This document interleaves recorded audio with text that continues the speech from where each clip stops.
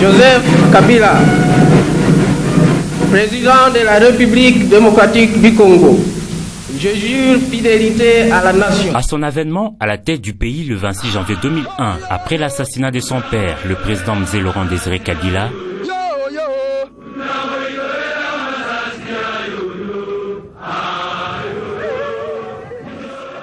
Joseph Kabila Kabange a choisi un style à lui, moins de paroles, plus d'actes.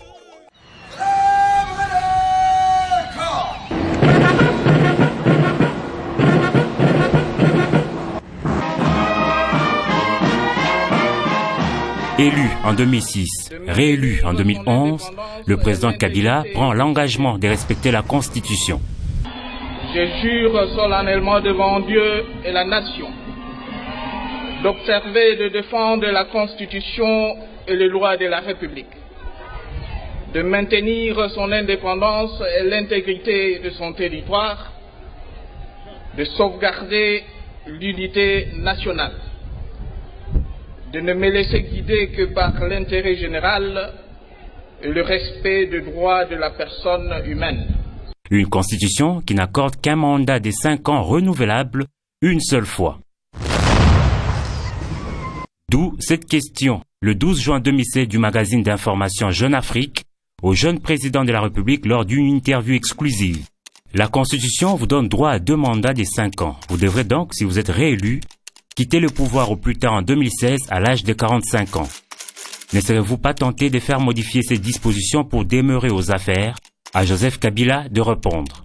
La Constitution, c'est sacré. Le pouvoir use. Il faut savoir s'arrêter. Joseph Kabila n'est pas comme les autres. J'ai donné ma parole d'honneur en promulguant cette Constitution. Je n'y toucherai donc pas. Je vous donne ma parole d'officier. Et depuis, tout le feu de projecteurs ont été braqués sur lui.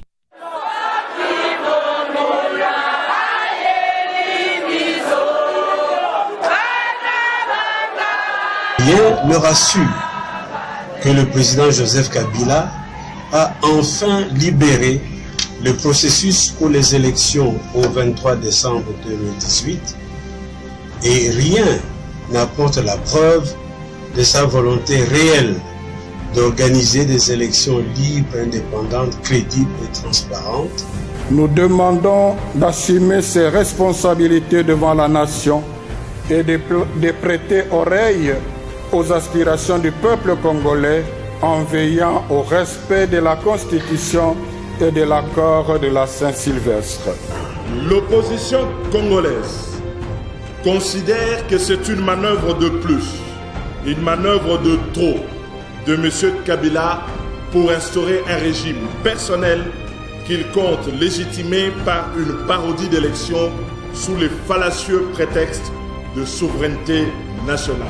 L'intention aussi de ce dernier de vouloir revenir en jeu avec, en se positionnant pour un 3e mandat, dans le but évidemment de perpétrer son règne à la tête du Congo.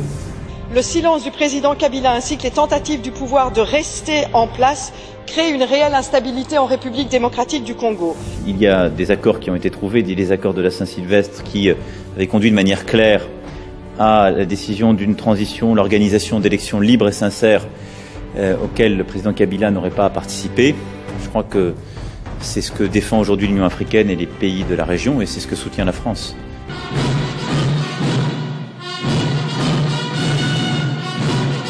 Quant à tous ceux qui semblent se préoccuper à longueur de journée de mon avenir politique, je tiens à dire, tout en les en remerciant, que la République démocratique du Congo est une démocratie constitutionnelle et que toutes les questions pertinentes relatives au sort des institutions et de leurs animateurs sont réglées de manière satisfaisante par la Constitution. N'ayant jamais été violée, la Constitution sera toujours respectée, et ce, dans toutes ses dispositions.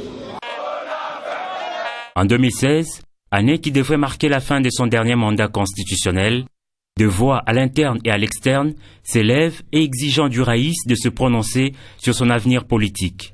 L'homme s'en remet encore à la Constitution et renouvelle son engagement de la respecter. Je ne me souviens pas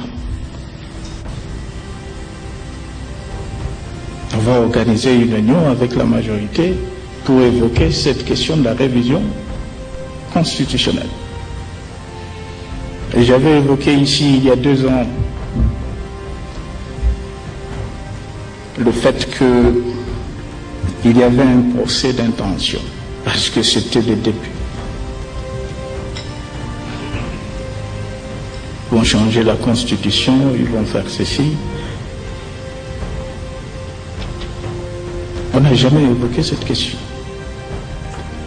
Même si c'est le droit de chaque citoyen de réfléchir.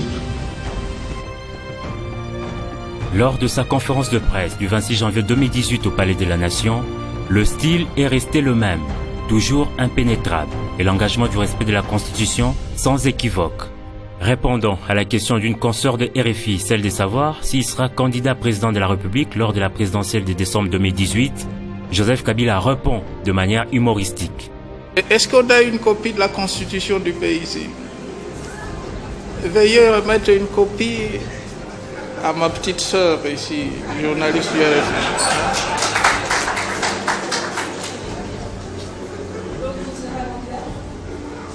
On va vous remettre la Constitution de la République. Une copie, du moins, une copie de la Constitution. Merci. Et sa dernière communication est récente, c'est celle de juillet 2018, quelques semaines seulement avant l'ouverture par la CENI des bureaux des réceptions et des traitements des candidatures. Le cap de 3e consultation électorale fixée en décembre prochain reste donc maintenu. Et notre engagement à respecter la Constitution demeure lui aussi non équivoque. Moins de paroles, plus d'actes. Le président de la République a maintenu le suspense jusqu'au 8 août 2018, date de clôture des BRTC. Le dauphin tant attendu, tant recherché, est enfin désigné, Emmanuel Ramazani Shadari.